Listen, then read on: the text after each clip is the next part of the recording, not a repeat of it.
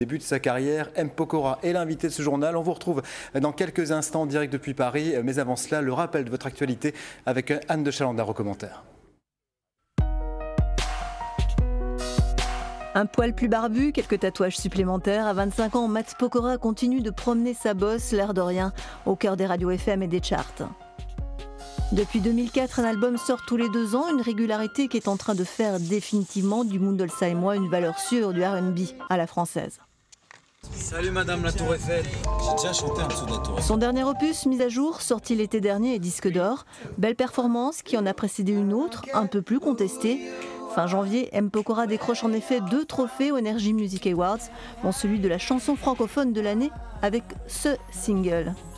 Il me reste, c'est juste une photo de toi, juste une photo de toi, juste une photo de toi.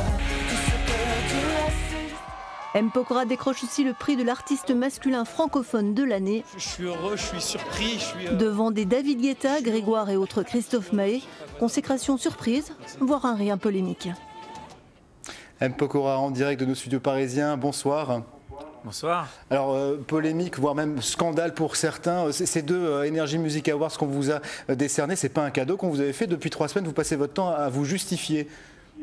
Ouais, non, mais je pense que c'est une pseudo-polémique qui se passe plutôt dans le milieu des médias parisiens. C'est vrai que les gens dans la rue, le public en général est très content pour moi et je pense qu'il y en a eu chaque année. Chaque année, c'est vrai qu'il y a toujours des vainqueurs et des vaincus, donc forcément on entend plus les vaincus que les vainqueurs. Mais voilà, ça fait partie du jeu. C'est comme un match de foot. On trouve toujours des excuses. On va dire que c'est de la faute de l'arbitre. Donc voilà, mais en tout cas, je suis très content. Et puis c'est pas les premiers surtout que je gagne. Donc je vois pas pourquoi cette année plus de polémique qu'une autre année. Il faut dire que vous vous exposez un petit peu à la critique aussi, puisqu'on va retrouver dans 4 jours dans de la télé-réalité, donc sur TF1, la chaîne des Energy Music Awards. Vous faites aussi de la pop. C'est un milieu où on vous attend toujours un peu au tournant, non ?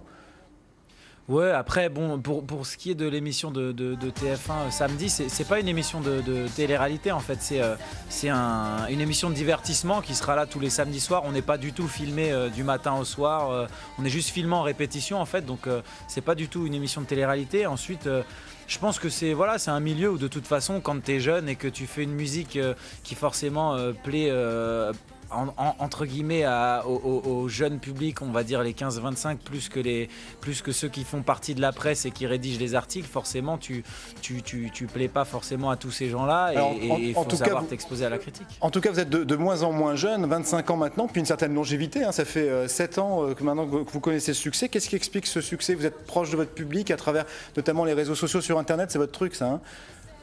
C'est vrai que maintenant, ça va faire bientôt 8 ans que tout a commencé pour moi. Après, je pense qu'en dehors des réseaux sociaux, certes, où je suis très présent et ce qui me permet de rester en lien permanent avec mon public, je pense que voilà, c'est aussi du boulot, c'est du travail, c'est beaucoup de travail depuis 8 ans. Et puis voilà, comme vous l'avez dit, c'est déjà le 4e album, donc je pense avoir quand même montré que j'avais beaucoup travaillé pour en arriver là et que c'est pas aussi dû au hasard si je suis encore là 8 ans après. Et l'Alsace, en un mot, est pas trop loin de vos yeux et de votre cœur? C'est vrai que c'est un peu loin, en même temps maintenant c'est qu'à 2h30 de TGV, donc ça va, mais c'est vrai que ça me manque un peu de temps en temps, le calme de la vie strasbourgeoise par rapport à la vie parisienne. Et puis voilà, mes parents qui d'ailleurs me regardent ce soir, donc je les embrasse bien fort, mais c'est vrai que ça me manque un peu, surtout les tartes flambées gratinées, ça me manque. Ouais. Et les matchs de foot au Racing Club de Strasbourg, merci M. Pokora d'avoir accepté notre invitation. Si je vous parle, merci beaucoup et à bientôt. Si je vous parle de foot, c'est parce que, eh bien, il y a 2 matchs en retard ce soir, Colmar-Créteil et Strasbourg-Guingamp. Et on va retrouver justement en direct de la Méno quelqu'un qui a partagé les bancs de l'école Paul-Victor de Mundolsheim juste avant M. Pokora. C'est Emmanuel Götz. Bonsoir Grégory, un peu plus de